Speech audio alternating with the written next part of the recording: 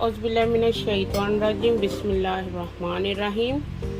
आप देख रहे हैं कि मैंने बहुत सारी चीज़ें डिस्प्ले की है। बहुत इजी रेसिपीज़ है, ये इतना कोई डरने की बात नहीं। ये देखिए मेरे पास बड़ी वाली किशमिश सुल्ताना, और ये मेरे पास ग्रेप फ्रूट का पल्प और स्ट्रॉबेरी स्लाइस क्यूब कहने है ना, बनाना के क्यूब्स, पाइनएप्पल क्यूब, कटी हुई कैरेट और मटर, उनको बॉईल कर लिया, और एप्पल। देखिए ये सारी फ्रेश बहुत बहुत टेस्टी देखें ये सैलेड बनेगा इंशाल्लाह ताला।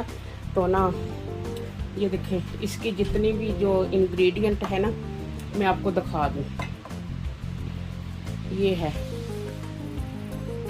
ठीक है। आज बस मेरा दिल था कि भी मैं थोड़ा सा ना प्रेजेंटेशन कर लूँ चीज़ों की, तो मैंने कर ली है। देखिए आप मुझे बताएं कि भी मैंने अच्छा किया है। ये देखें ये है फ्रेश थिक क्रीम, तो ना कोई भी सी ले लें आप, मैंने ये ली है। तो ये मैंने 200 ml उसमें डाली है। और ये है सावर क्रीम, देखिए सावर क्रीम है 300 ग्राम। ये मैंने 300 ml है, मैंने 100 ml यूज़ की है। तो ये देखिए मैंने इसको थोड़ा सा ना ऐसे इसके साथ ज़रा मिक्स कर लिया ताकि इसके अंदर थोड़ा फोम सा बन जाए। तो अभी मैं इसके अंदर ऐड करने लगी हूँ मेयोनीज़। मेयोनीज़ हमने 50 ml के पास ऐड करनी है। आपने देखा मेरे पास है ये बहुत थोड़ी सी है इसमें,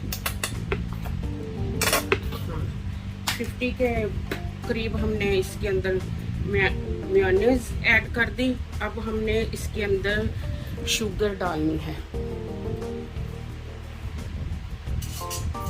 ठीक है। ये जो पाउडर शुगर होती है ना, 1 टीस्पून, 2 टीस्पून और 3 टीस्पून।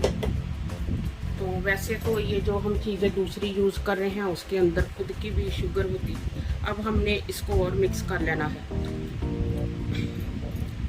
मैंने थोड़ा सा क्रीम के अंदर इसलिए एयर डाली कि क्रीम कम यूज़ हो।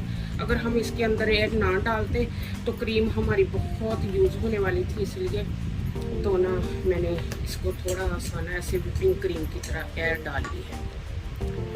अब लिटिल बिट मैं सॉल्ट देखिए ऐड करूँगी।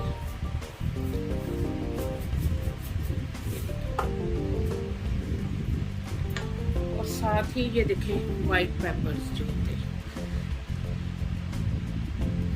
ठीक है, ये थोड़े से ऐड कर।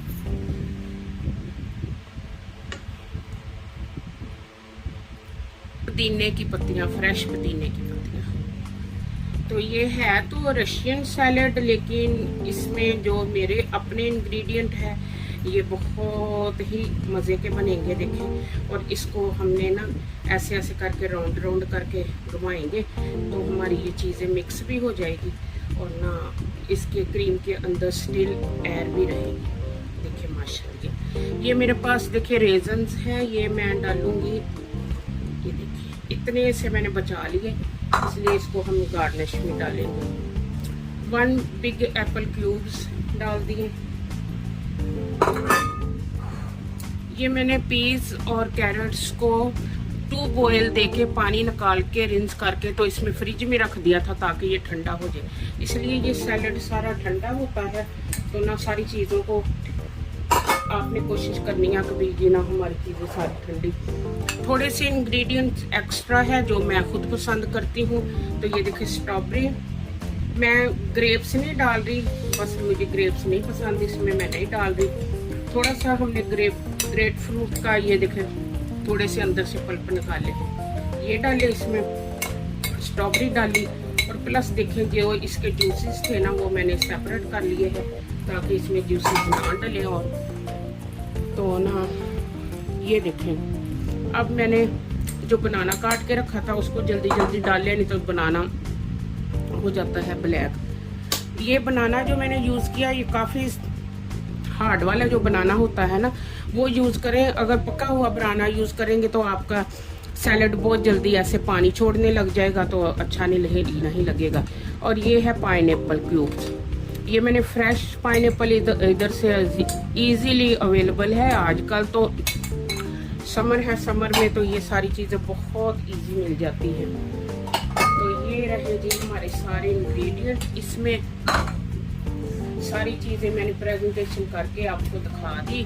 तो अब हम ना इसको करने लगे हैं मिक्स।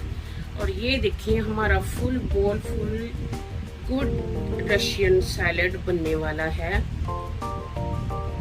इसको अब हम डिश आउट करते हैं। चले, हमने इसको डिश आउट कर लिया है अपने सैलेड को, और बहुत ही मज़े का लग रहा है और इंशाल्लाह ताला खाने में भी बहुत रिफ्रेशिंग होगा। इसलिए मैंने इसके अंदर डाली है पुदीने की फ्रेश पत्तियाँ। अब थोड़ा सा हमने रेजन इसके ऊपर ऐसे गार्निश कर देने हैं। तो बाकी तो आपने देखा इसके अंदर जितने भी हमने इंग्रेडिएंट डाले हैं अल्हम्दुलिल्लाह सारे अफोर्डेबल हैं, कोई इतना एक्सपेंसिव वाली चीज़ें नहीं मैंने इसके अंदर यूज़ की। ये रख दी अब मैंने स्ट्रॉबेरी ऊपर, ये देखिए, और इधर लगा दिए हमने मिंट लीव्स। ठीक है, माशाल्लाह से हमारा ये रशियन सैलेड किसी भी केक से बिल्कुल कम नहीं लग रहा।